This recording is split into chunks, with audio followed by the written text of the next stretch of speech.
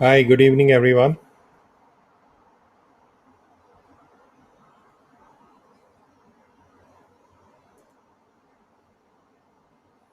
Hi, Ankit.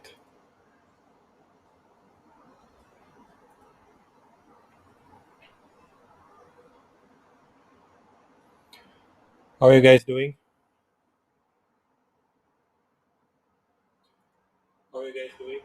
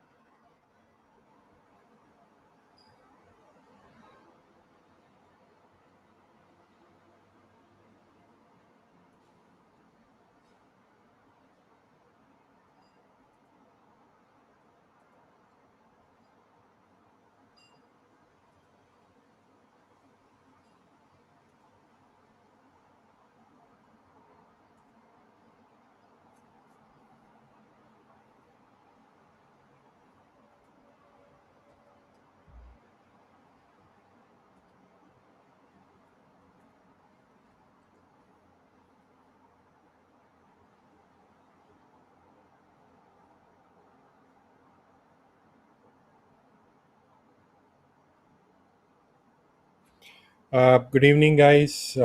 Super excited to be here. I am also waiting for Matteo, who is going to join in as well. So he is one of the authors of Hummingbird. So it's like 4 a.m. for him. So he said he will join in. So let's just wait for a few minutes. If not, then I will take it up, and whenever he joins in, we can continue off from there. Does that sound all right with all of you?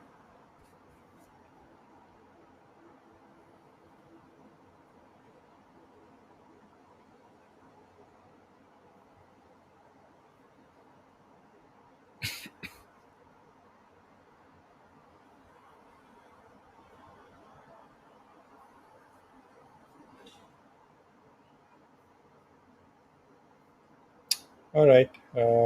Let's just wait.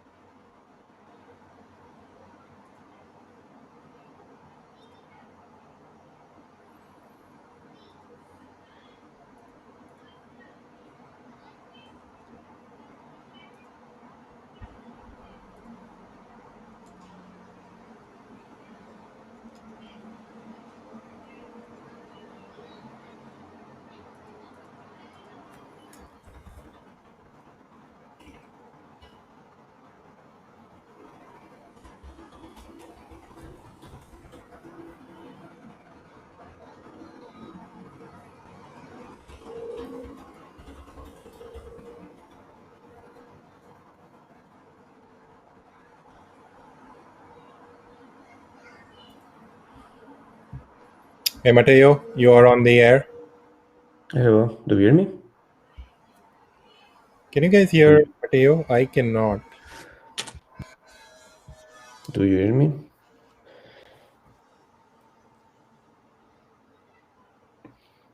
Let me try again. Let me try to reboot the headphone. Matteo, I think Okay. everybody can hear you. Okay. So I guess let's just get started. First of all, thank you very much. I know it's very early in the morning for you, so thanks for making time. What I'm going to do is I'm going to stop sharing my screen, and maybe you can give an introduction about who you are and just the Sure. general intro and get started. So the screen is all yours. Okay. Yeah. Thank you very much. Yeah. Thanks for inviting me. First of all, I'm Matteo and Interlandi, and I am a scientist with Microsoft GSL. We are basically an applied research group into Azure data, and we do basically a little bit all the type of research that you can do related with data. And specifically, as you can imagine, I'm working with machine learning. So how you can apply machine learning over specifically relational data. And my focus is mostly on prediction, so not training. Let me see if I can start to share my screen.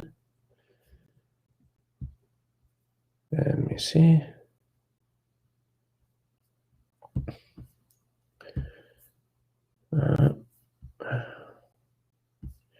Okay. Do you see my screen?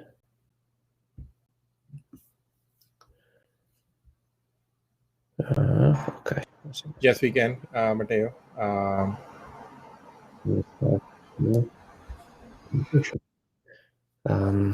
So what I'm gonna talk to you in the next 20 minutes or so is basically a project I've been working on in the past 1 year or so.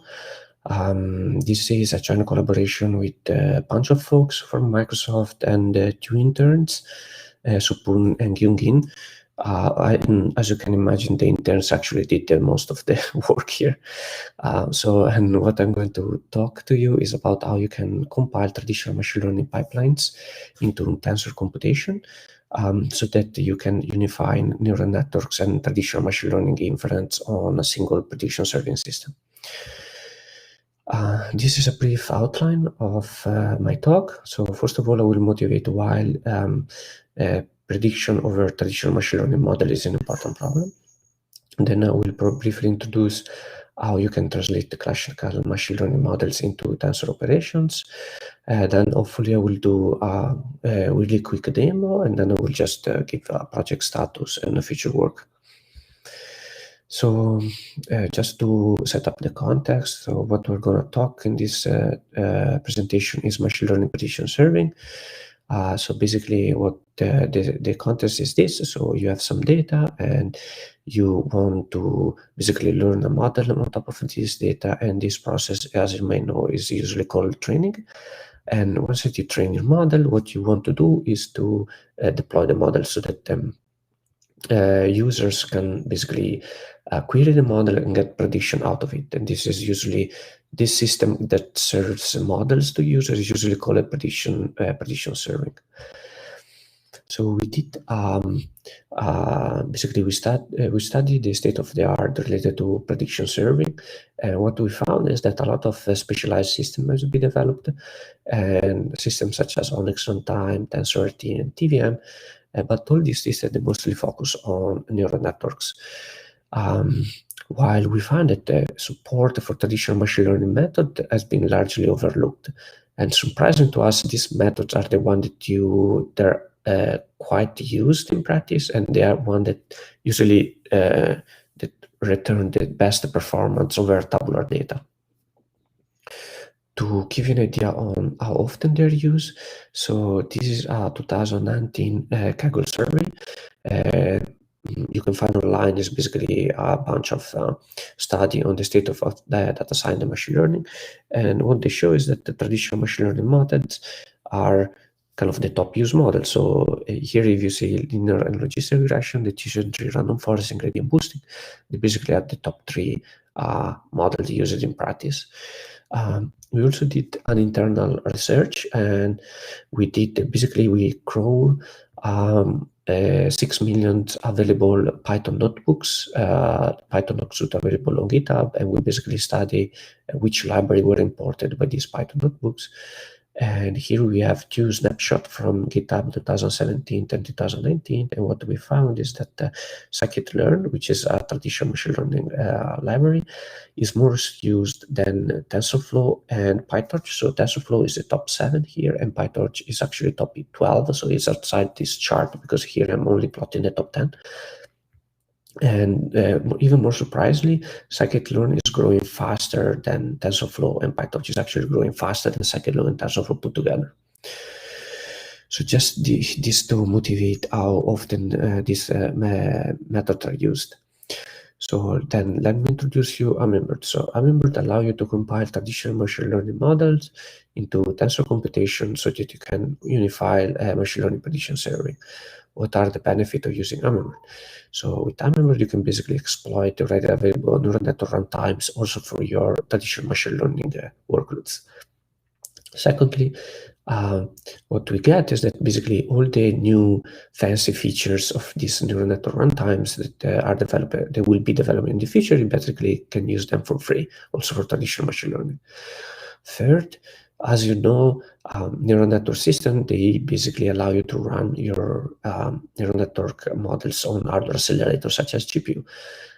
And by targeting a neural network system, you can also exploit hardware acceleration also for your traditional machine learning models. And fourth, we claim that you can achieve a significant reduction in engineering effort. This is mostly because you basically implement your algorithm once and you run it everywhere. So wherever these neural network runtimes work, also your traditional machine learning model will work. So let me dig a little bit deeper. So on how this traditional machine learning operator, how these machine learning pipelines are built. So usually you use libraries such as scikit-learn, ML.NET, or HTO to author these machine learning pipelines.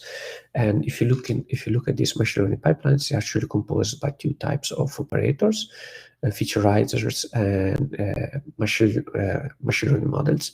So featureizer are defined basically by an algorithm, and you can think as a featureizer such as one-hot encoding. And the algorithm is basically telling you how you do one-hot encoding of your features.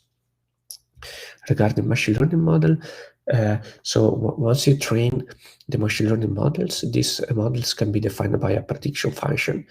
And we basically found the prediction function can be of two classes, either algebraic or algorithmic. So algebraic prediction function is basically linear regression.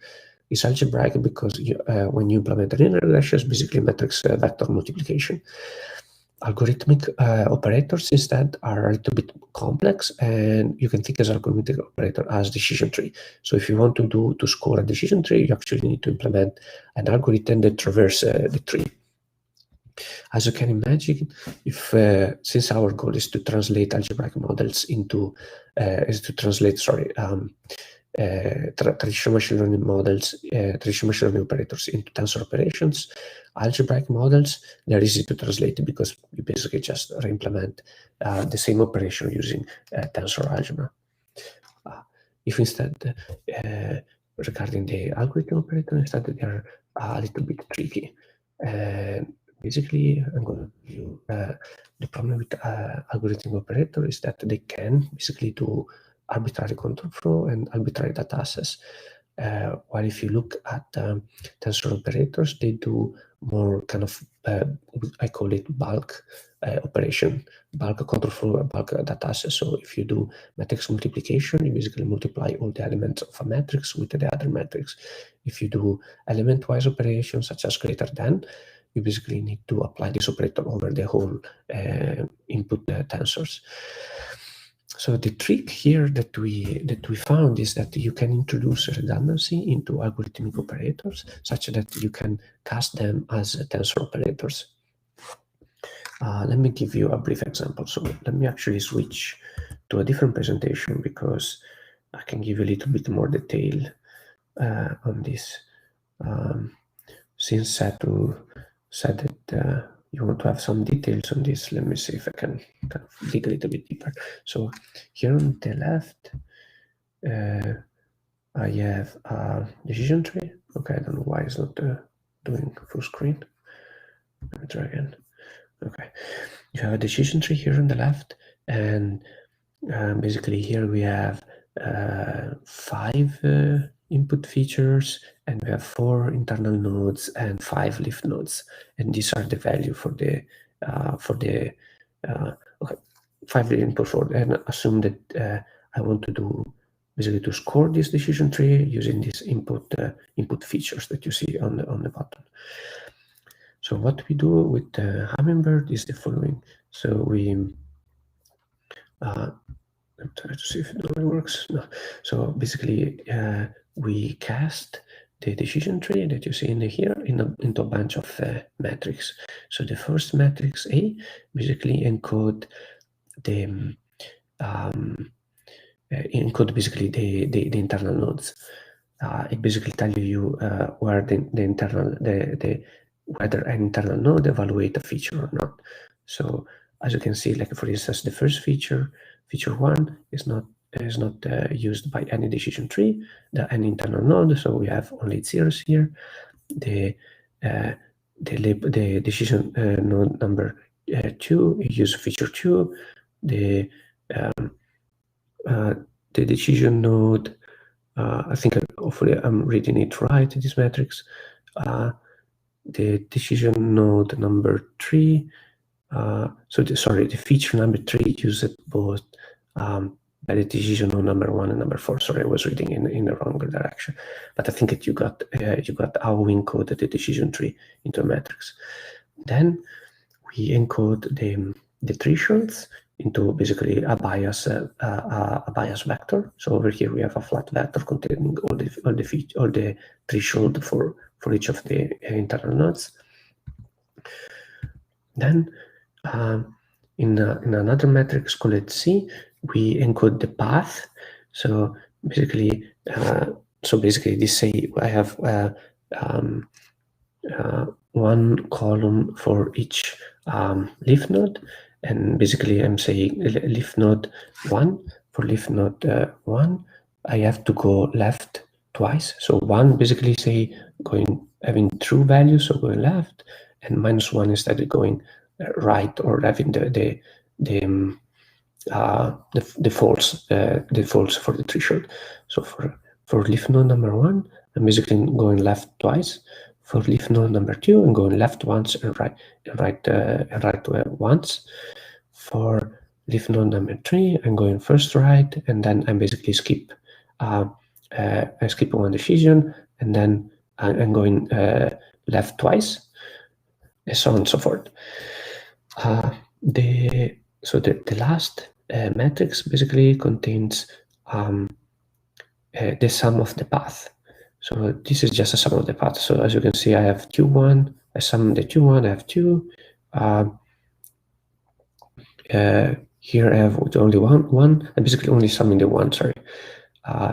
And here I have 2. Here I have 1. And this -1 is 1. I have no +1 and this 0. You can actually count also the -1, but we found that only counting basically the time that you go left is enough to encode all the path of the tree. And then let me show you how this algorithm works. So we call this algorithm GEM, that is basically generalized matrix multiplication, because basically you can implement the decision tree traversal using GEM operations. So in the first matrix multiplication, I have my feature vector over here, and I multiply with the matrix encoding where the decision node, the mapping between the decision node and the features, and I basically get this value, and then I'm checking whether these values are equal to the threshold. And actually, when I'm doing this, I'm kind of doing this minus this one is equal to 0, is greater than 0, and I basically get all the conditions that are satisfied. In this case, we satisfy the 2 conditions over here. And then I continue with the condition that is satisfied, and I multiply it with the matrix that encoded the path. And then basically when you do matrix multiplication, you first multiply the fields, and then you do the sum. So basically we are already summing up all the 1 over here, and I'm basically checking the encoding of the path, if it's matching with any of the path that we have in our matrix D. And as you can see, it matches with the fourth leaf. And basically what we get is that the fourth leaf is the one that will be activated, and then we multiply the leaf with the final value contained into the leaf. Let me go back to the other presentation. And that basically is a little bit more higher level than the one that I presented.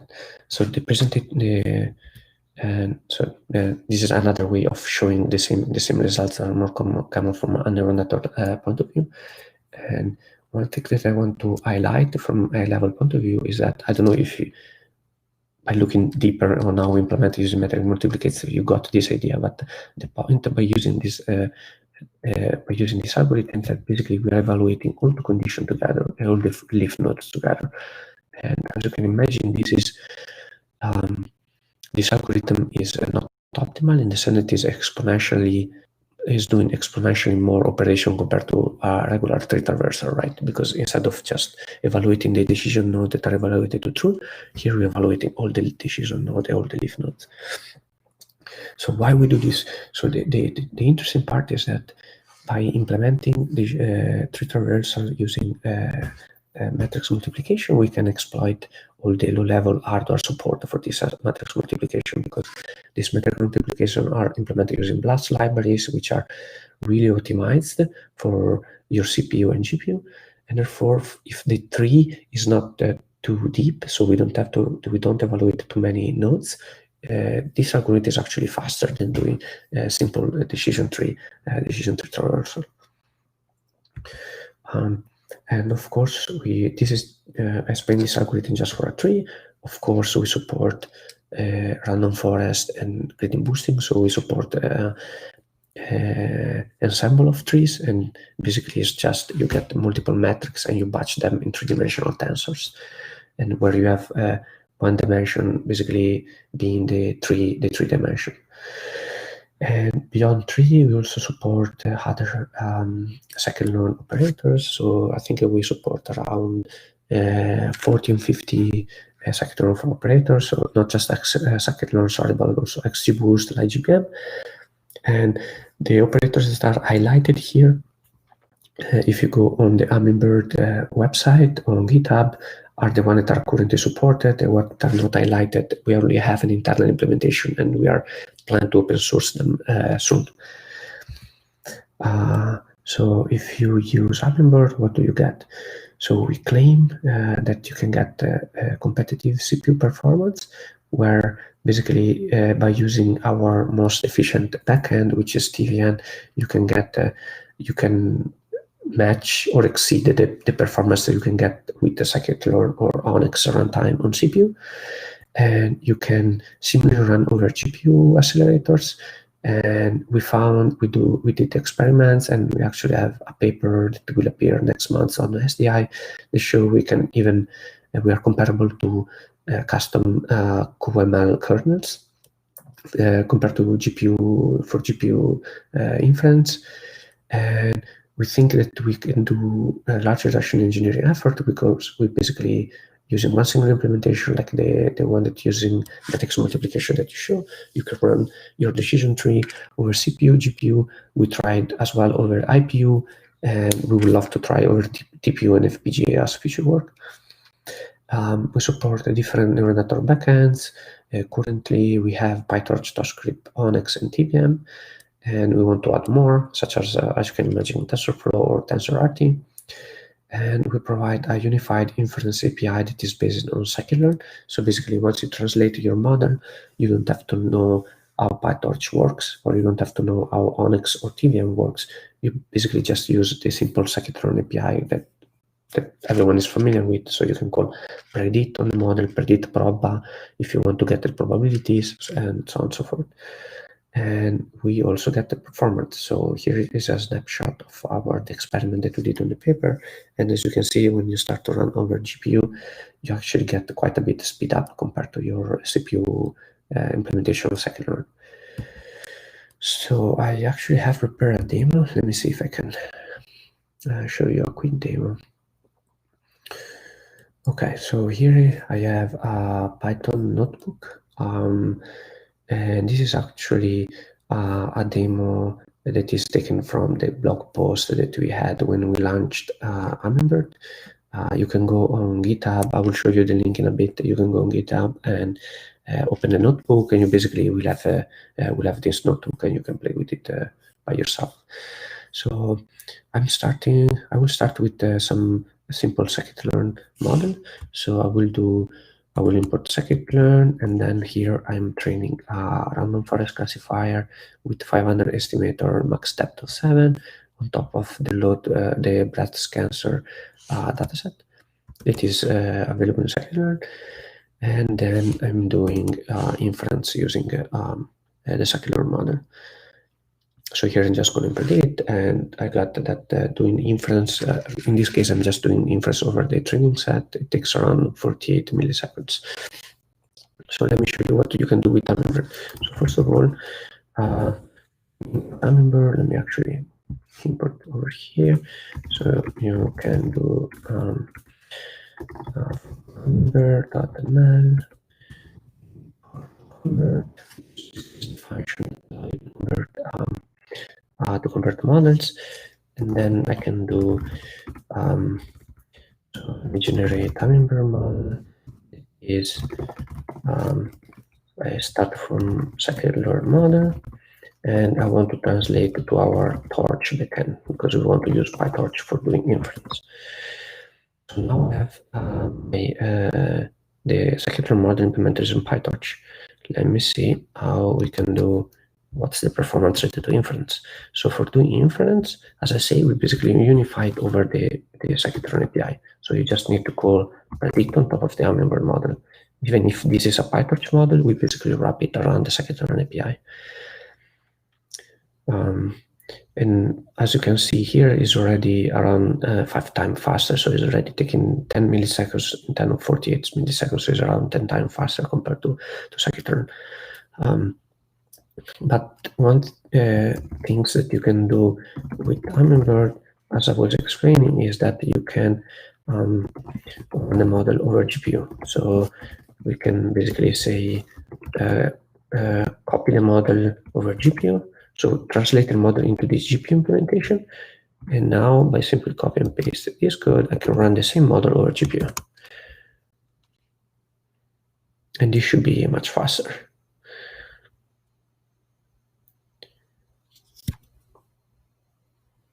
And is about 1 millisecond, so it's about 50 times faster compared to the linear scikit-learn model, and around 10 times faster than the CPU implementation of the Hummingbird model.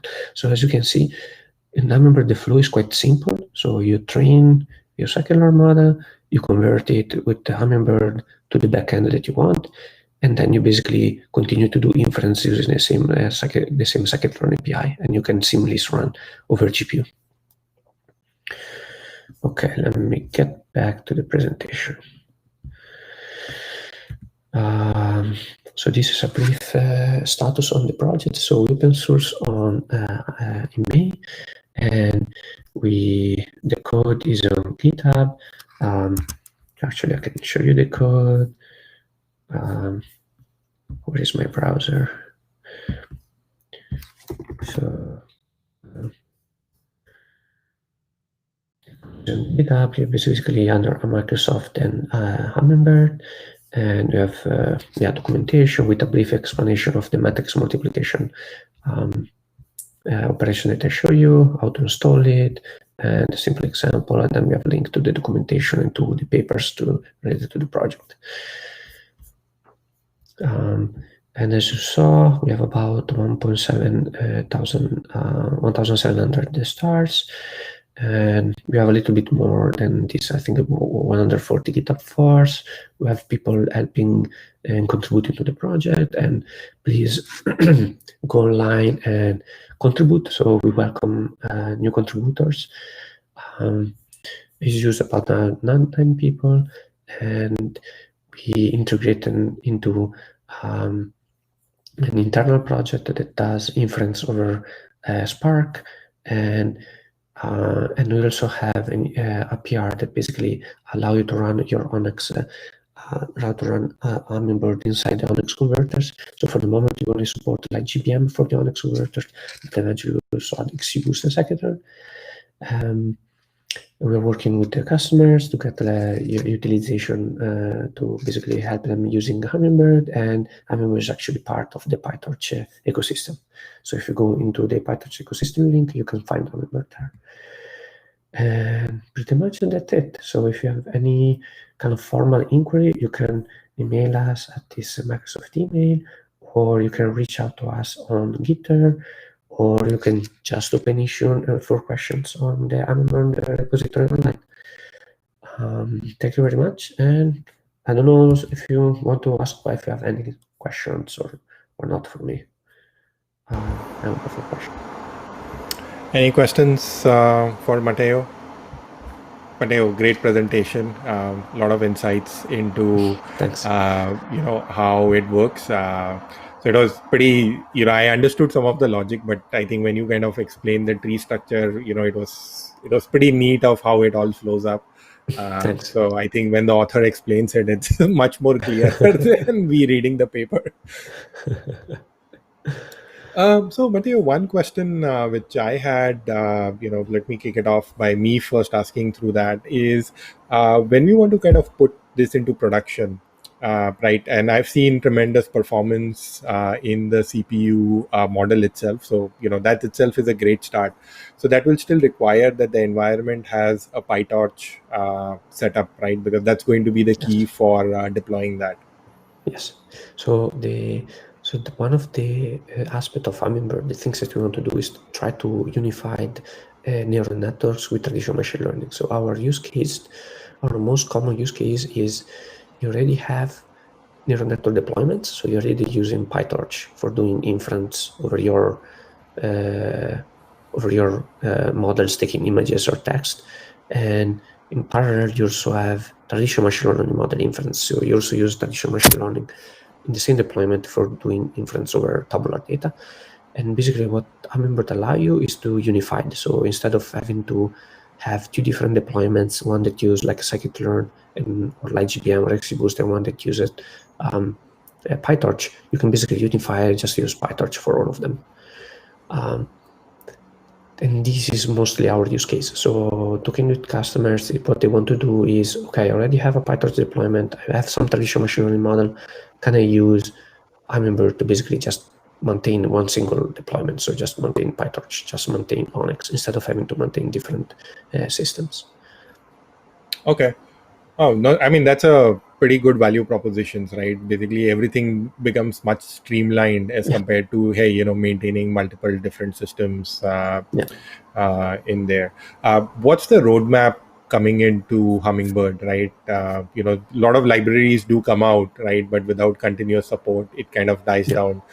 So what is your guys' roadmap over next 6 months, 12 months as you come in? So what we want to do, we want to, as you can imagine, add more operators. So now support about 14, 50 operators, and we want to add more of them. What we try to do though is, instead of going over the Spark, so the scikit-learn, the list of scikit-learn operators, we want to kind of be more like customer oriented. So we want to have people kind of reach out to us and kind of say, hey, can you implement this operator for us? So we have someone asking for isolation forest, and we implement isolation forest. Someone asking for a k-nearest neighborhood, and we implement the k-nearest neighborhood, because we want to kind of, instead of being us going over all the scikit-learn operators, kind of having customers asking for these specific operators, and then we can work on them. So that is one thing that we're working on. Another one is try to add support for multiple input models. So as I say, now we support Onyx. We pretty much support Onyx, scikit-learn, LightGBM, and XGBoost. We recently added support for SparkML. We basically want to add support for different input libraries. So I think for the next month or so, we probably will focus on SparkML, because we only support like three or four operators in SparkML. So we want to add to support at least, the most used operator, like linear model, decision trees. And third, we want to add more backends. So now we only support Onyx, PyTorch, and TVM. And we are working with the TVM community to kind of improve the support for TVM and having better performance with TVM. But we also want to try to add different backends. So, for instance, we don't support TensorFlow. We would like to also add TensorFlow support. Yeah, pretty much that's it. And of course, kind of whatever so we're also trying to build a community around Hummingbird. So as I said during the presentation, we really welcome contributions. And we basically will be happy to focus on whatever the community thinks that is interesting. So if you find a new library that you want to add support, or we are more than welcome to kind of welcome contribution on that aspect. Okay. You mentioned about the community contribution. Typically, I've seen like working with at least Microsoft repositories. Merging the requests are a little bit challenging. So how can, like, what would be some good contributions that you could think of? One thing that always comes to my mind is, hey, we as community, I was doing a lot of tutorials, kind of taking really the Kaggle data sets and putting in there. Is that something that you would kind of consider as a pull request in there? Definitely. So especially right now, so I talk mostly about the new features, but I think in the next month or so we will want to focus more on the documentations, tutorials, having more notebooks, because the library is really easy to use. But if there are no notebooks or no tutorial, the people still, even if it's easier, they won't try to figure that out by themselves. They want to have the cake that is already cooked over there. And that is definitely something that we welcome, like a new documentation, tutorial, notebooks. That will be really super helpful for us. And in general, for other kind of more features, you can simply kind of either open your own issue. I want to add this operator, and we can kind of help you, guide you on how to do that. We already did a couple of iterations with the standard contributor, so we kind of know that the flow is sort of easy and is it's basically easy to do. Or you can simply kind of skim the issues that we have and kind of picking up one, kind of say, I want to work on this. Can you help me? I will be more than we're more than welcome to help you. Cool. All right, let me ask any questions from the community. I've been kind of taking a lot of airtime. Any questions, guys?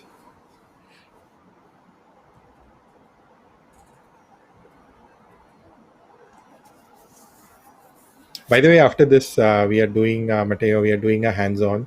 So I added a little bit more flavor into your presentations. So, I prepared like a very simple notebook in there, took an example of a scikit-learn data set and kind of working through that, and just kind of step by step of, how do you even get started, kind of thing, right? It's very much similar to what you have, but just added a few more descriptions around each one of them. Yeah, no, it's fantastic. Yeah. Please post it on YouTube or link it, and we kind of love this. We can try to also link in the Hummingbird repository. Yeah, perfect. Try to build a list of external tutorials, etc. We can definitely add that. Sure. I guess it's pretty quiet out there.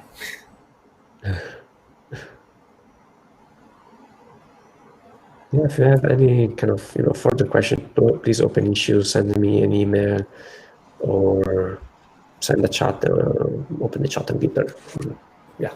Yep. Usually look them. So. No, I was, I can share my view, right? I opened up a thing of, hey, what is the right way of, looking at it, within like a couple of hours, right? There were 2 issues posted, they gave a solution and it was closed, boom, right? So it was like pretty active of how fast it was there. I was still looking up in the open issues, like, hey, I don't know what happened. And then I saw it's already, answered and closed. So pretty much active from there. Yeah, we work full time on this. We have me and another person, Carla, that works pretty much full time. Oh, nice. So, yeah. Looks like there is none, Matteo. No more questions. Probably what I'll do is, after this, let me take them through a hands-on session. So, just kind of walk them step by step through the process. So maybe at that time, if something comes up, I'll ask them to open a question on GitHub if I'm not able to answer. But yeah. Definitely. Yeah, definitely. Yeah, you can ping me. Sure. We'll do that. Thanks a lot, Matteo. I know it is pretty much early in the morning for you. Really, really appreciate it of you making time to come in. So thank you very much from behalf Thanks of for my community. thanks for setting this up. So No, absolutely. Love the platform. Love what you guys have done. So why not? all right. All right. Cheers. Thank you. Cheers. Bye bye. Bye.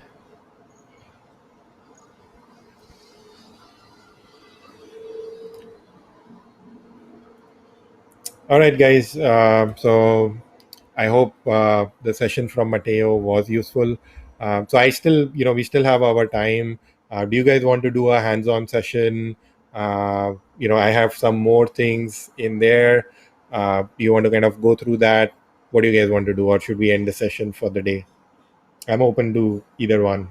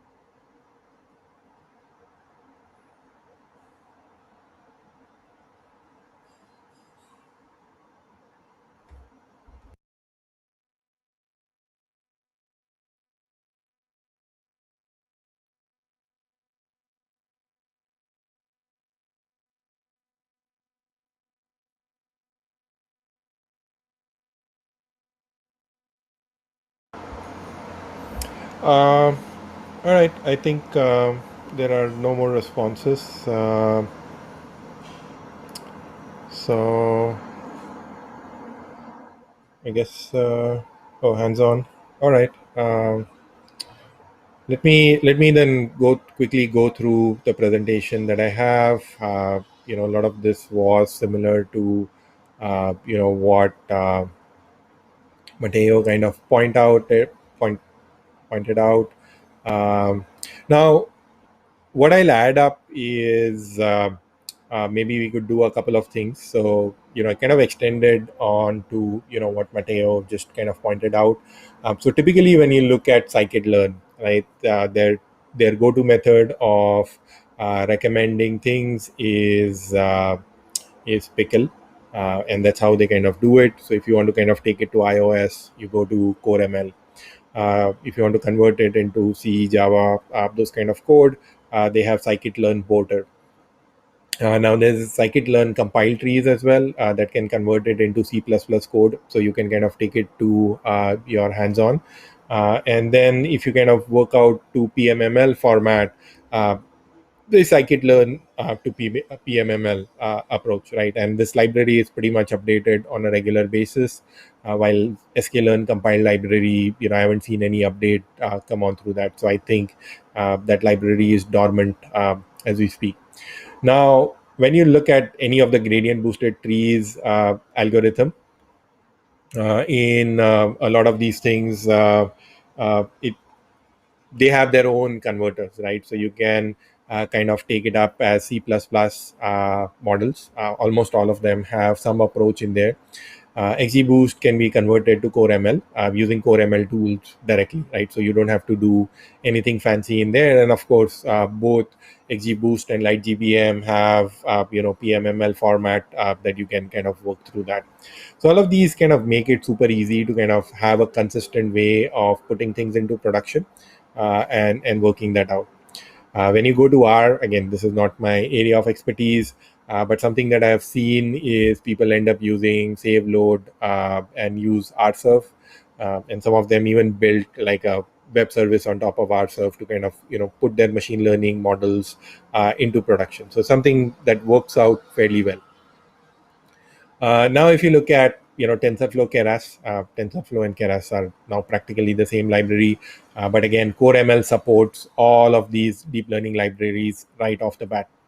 WinML tools, Onyx ML tools can convert all of these models into Onyx, which makes it very convenient to kind of deploy these models into there.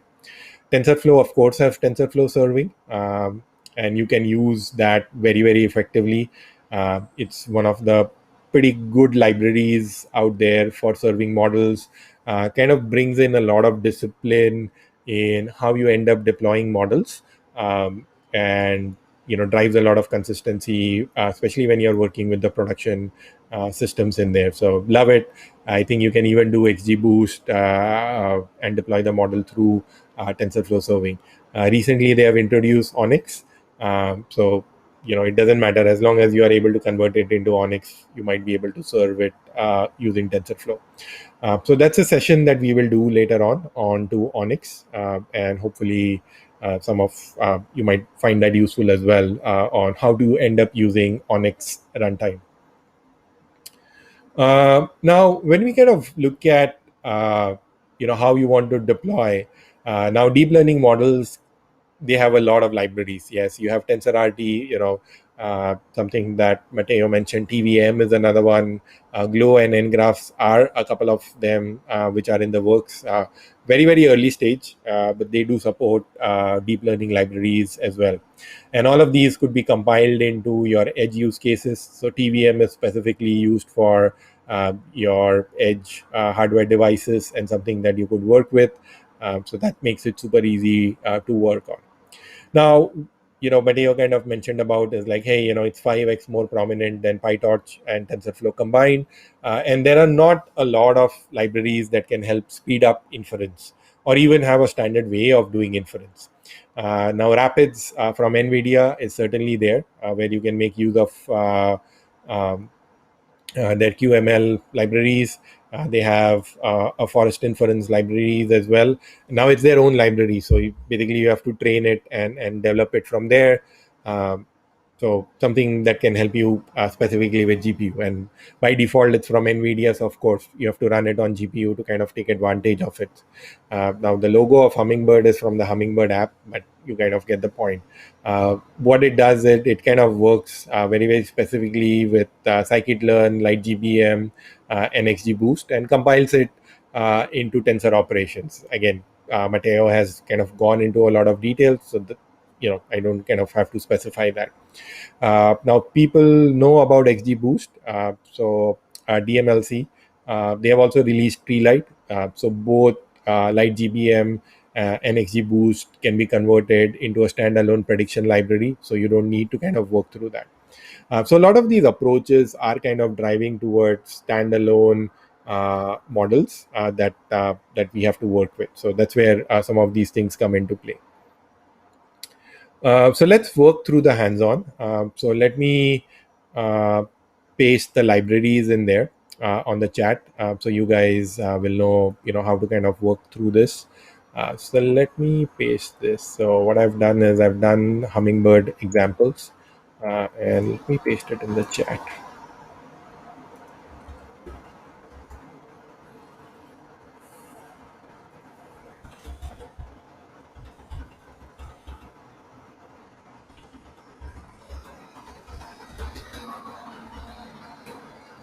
Let me change my screen.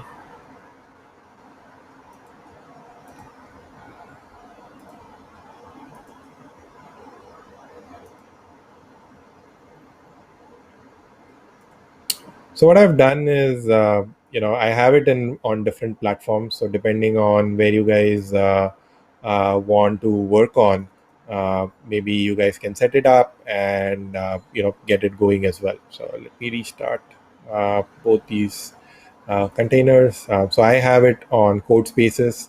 There's another option where you can set it up on Gitpod. So if you have a GitHub library or a GitHub login, you can use that to log in. All the containers have been set up, so something that you can get going with that as well. All right, uh, so so again, question for you guys is, do you want to set up Gitpod? So I'll make use of that. Again, I've already pushed the Docker container, so setting up should not take a lot of time in there. So what do you guys want to use? Gitpod or code spaces, or should I give a link for Kaggle?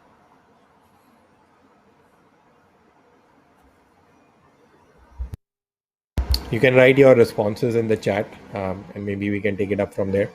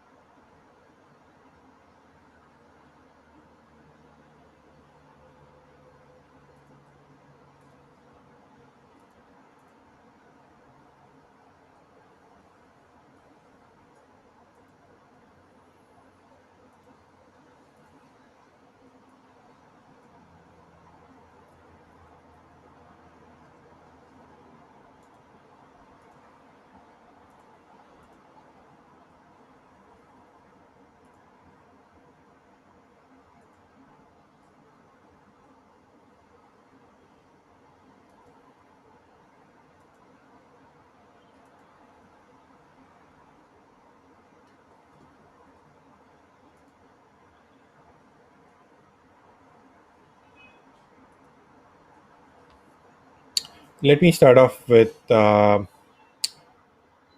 spaces. Let me just zoom in, so this becomes a bit more visible. Um,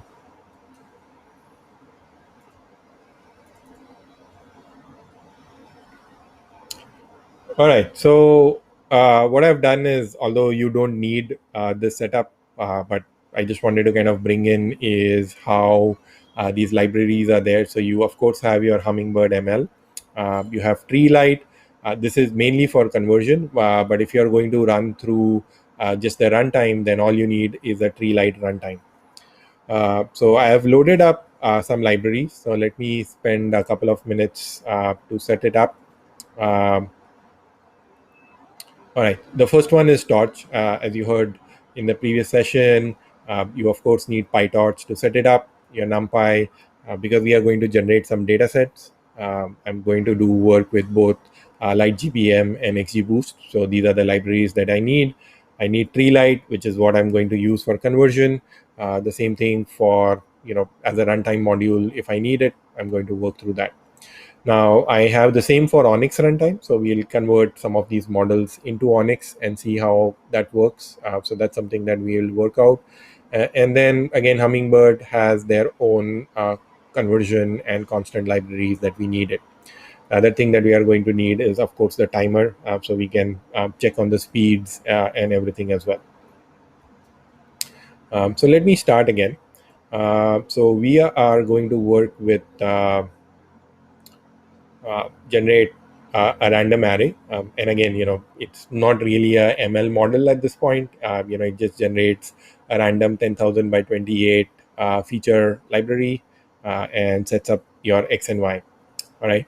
I'll create a function which is essentially giving me the timer. So it's going to run it 10 times and then print out the averages for me. So now let's start off with building the libraries for LightGBM. Let me start off with there.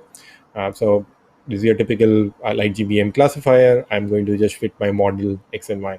Over here, the idea is, I'm not really worried about accuracy, because the idea is, how are we going to make use of machine learning ML and work through those things.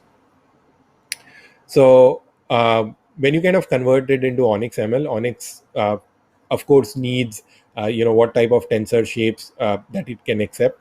So you are going to see an input that's going to come out in there. Um, and it will convert the LightGBM model into an Onyx model. So if you kind of look at how that Onyx model is, so you can see the complete tree, and how many nodes were there, and each node is kind of labeled out there. So something that if you want to go and look at what is what is Onyx, so you can kind of see, hey, what input it takes, what value it's working through, and what output it generates. So it becomes a super easy way of kind of managing through that. So now saving model is super easy, right? You just take that model and you say serialize it to string, and you can save it and load it.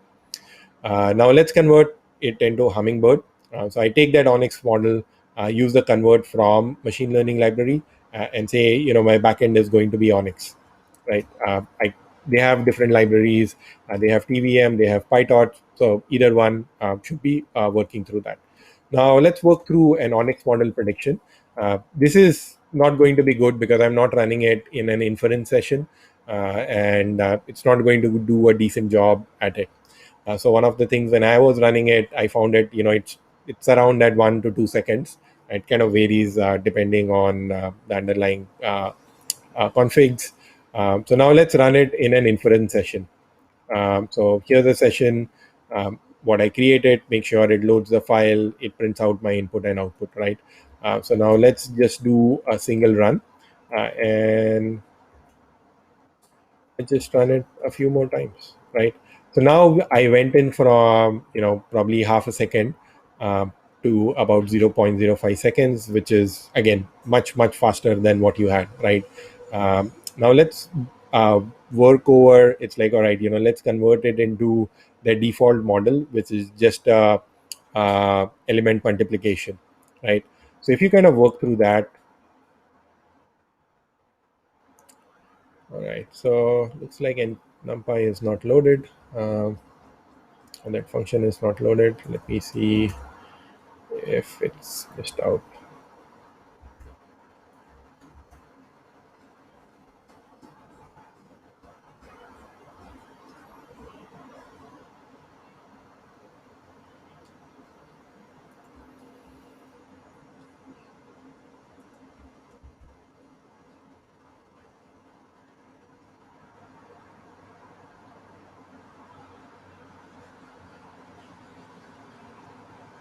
Ah, okay, because I have a CUDA machine in there. So let me just remove this and work through that. So we'll just play with the CPU model at the moment, right? So again, uh, it doesn't give you a big boost, right? Actually, it did a worse job than what we had before.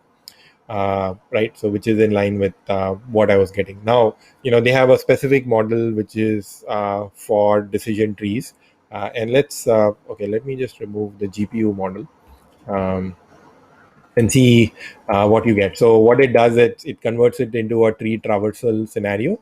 And again, you went in down from, again, it didn't do as much as how your Onyx was doing, but it certainly just working through your existing model, it kind of works that through. Now they have another model which is there, which is perfect tree traversal, which will assume that your decision trees, as you know that when you have gradient boosted trees, your each tree is different. So over there, it assumes now that you are going to have a balanced tree itself. Uh,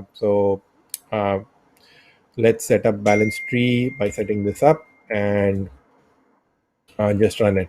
Now you're going to see that it will do much better than just a pure tree traversal, which is where your advantage kind of comes into play. Now let's work through what happens if you work through Treelite. Again, Treelite is very, very similar to what you would have. So let's start with that. So now when we work through Treelite, I'm going to kind of save the model and then load it into Treelite, compile the model in there. There's no GCC in here. But something that I've seen is, again, you don't get this kind of performance if you keep running it. It kind of works through their logic. But your performance is almost similar to what you would get out of Hummingbird. Again, I want to take a pause and see if there are any questions. If not, then I guess let's see if anybody has anything.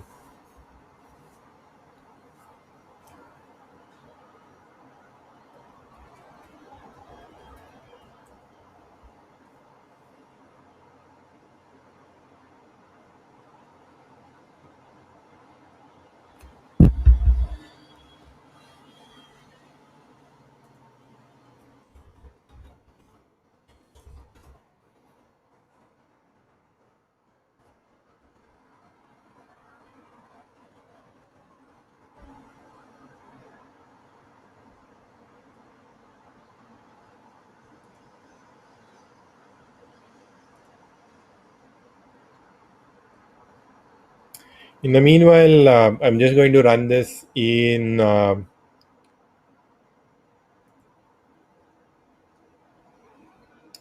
Kaggle, which has a GPU machine that's ready to set up.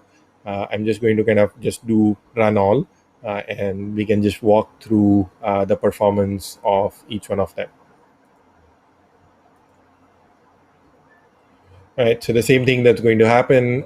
Now this one doesn't have the Hummingbird and the Treelite, so it's kind of going to do the installation for me. Once it's done, we will do our imports, torch numpy for working through this. Still asking me to update Treelite.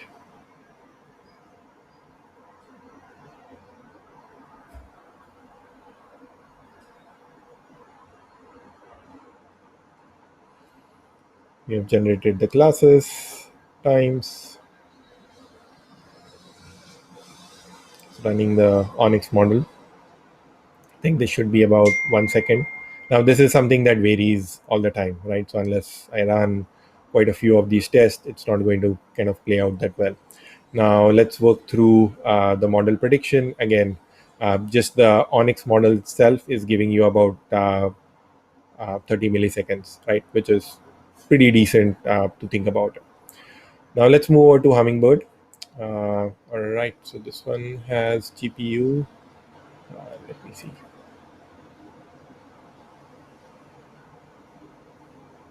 It does have GPU.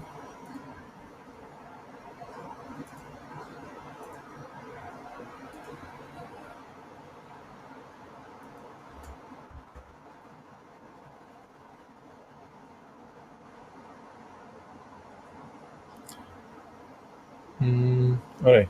Again, I guess let's just disable it so we can continue. So similar performance to what we had seen. Now let's go to tree traversal. Um, so it, let's remove this too.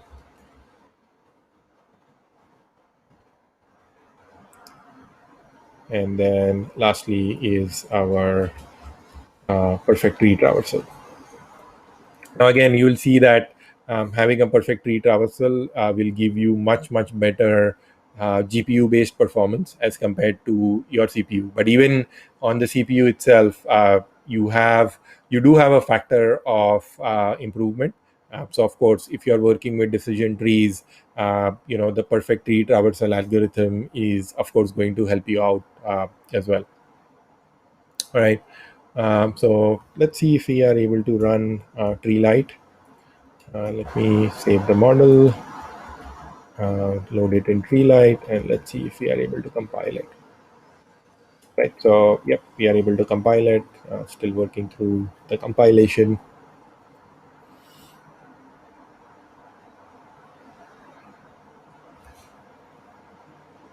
And I have finished the compilation. So I created this LightGBM. So for those who are in the Windows, it's a shared library. So think of it as a DLL library.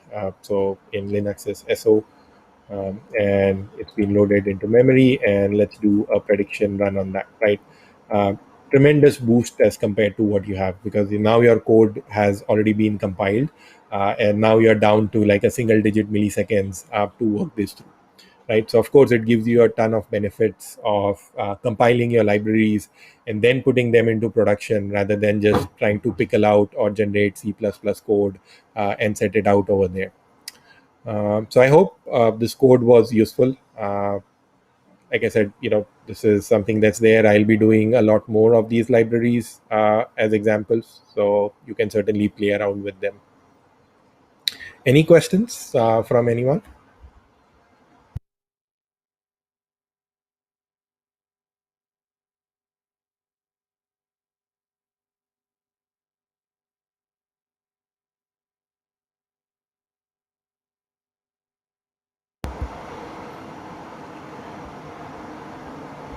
If there are none, I will end the stream and I will see you guys next week.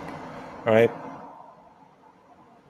Take care and have a good evening, guys.